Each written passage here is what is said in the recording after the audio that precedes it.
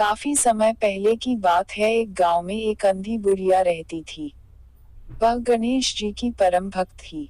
आंखों से भले ही दिखाई नहीं देता था, परंतु वह सुबह शाम गणेश जी की बंदगी में मग्न रहती। नित्य गणेश जी की प्रतिमा के आगे बैठकर उनकी स्तुति करती, भजन गाती व समाधि में लीन रहती। गणेश जी बुढ़िया की भक्ति से बड़े प्रसन्न हुए। उन्होंने सोचा, यह बुढ़िया नित्य हमारा स्मरण करती है, परंतु बदले में कभी कुछ नहीं मांगती। भक्ति का फल तो उसे मिलना ही चाहिए। ऐसा सोचकर गणेश जी एक दिन बुढ़िया के सम्मुख प्रकट हुए तथा बोले, माँ, तुम हमारी सच्ची भक्त हो। जिस श्रद्धा व विश्वास से हमारा स्मरण करती हो, हम उससे प्रसन्न हैं। अतः तुम जो वरदान चाहो हमसे मांग सकती हो। बुढ़िया बोली, प्रभो, मैं तो आपकी भक्ति प्रेम भाव से करती हूँ। मांगने का तो मैंने कभी सोचा ही नहीं, अतः मुझे कुछ नहीं चाहिए। गणेश जी पुनः बोले, हम वरदान देने के लिए आए हैं। बुढ़िया बोली, हे सर्वेश्वर, मुझे मांगना तो नहीं आता। अगर आप कहें तो मैं कल मांग लूंगी। तब तक मैं अपने बेटे व बहू से भी सलाह मशविरा कर लूंगी। गणेश जी कल आने का वादा करके वापस लौट गए। बुढ़िया का एक पुत्र व बहू थे। बुढ़िया ने सारी बात उन्हें बताकर सलाह मांगी। बेटा बोला, माँ, तुम गणेश जी से ढेर सारा पैसा मांग लो, हमारी गरीबी दूर हो जाएगी, सब सुख चैन से रहेंगे। बुढ़िया की बहू बोली, नहीं, आप एक सुंदर पोते का वरदान मांगे। वंश को आगे बढ़ाने वाला भी तो चाहिए। बुढ़िया बेटे और बहू की बातें सुनकर असमंजस में पड़ गई।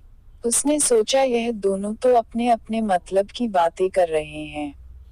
बुढ़िया ने पड़ोसियों से सलाह लेने का मन बनाया। पड़ोसन भी नेक दिल थी। उसने बुढ़िया को समझाया कि तुम्हारी सारी जिंदगी दुखों में कटी है। अब जो थोड़ा जीवन बचा है, वह तो सुख से व्यतीत हो जाए। धन अथवा पोते का तुम क्या करोगी? अगर तुम्हारी आंखें ही नहीं हैं, तो यह संसारिक वस्तुएं तुम्हारे लिए व्यर्थ हैं। अतः तुम अपने लिए दोनों आंखें मांग लो। बुढ़िया घर लौट आई। बुढ़िया और भी सोच में पड़ गई। उसने सोचा, कुछ ऐसा मांग लूं जिससे मेरा, बहू व बेटे सबका भला हो। लेकिन ऐसा क्या हो सकता है? इसी उधेड़पुन में सारा दिन व्यतीत हो गया। बुढ़िया कभी कुछ मांगने का मन बनाती तो कभी कुछ, परंतु कुछ भी निर्धारित न कर सकी। दूसरे दिन गणेश जी पुनः प्रकट हुए तथा बोले, आप जो भी मांगेंगे वह हमारी कृपा से हो जाएगा। यह हमारा वचन है।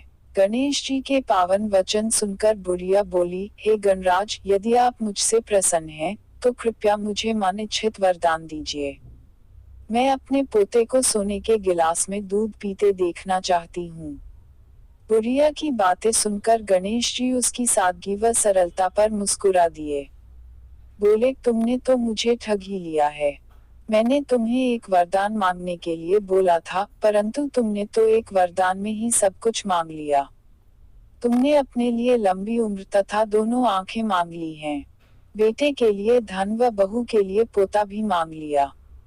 पोता होगा, ढेर सारा पैसा होगा, तभी तो वह सोने के गिलास में दूध पिएगा। पोते को देखने के लिए तुम जिंदा रहोगी, तभी तो देख पाओगी। अब देखने के लिए दो आंखें भी देनी ही पड़ेंगी। फिर भी वह बोले, जो तुमने मांगा वे सब सत्य होगा। यूं कहकर गणेश जी अंतर्ध्यान हो गए। कुछ समय पाकर गणेश जी की कृपा से बुढ़िया के घर पोता हुआ। बेटे का कारोबार चल निकला तथा बुढ़िया की आंखों की रोशनी वापस लौट आई।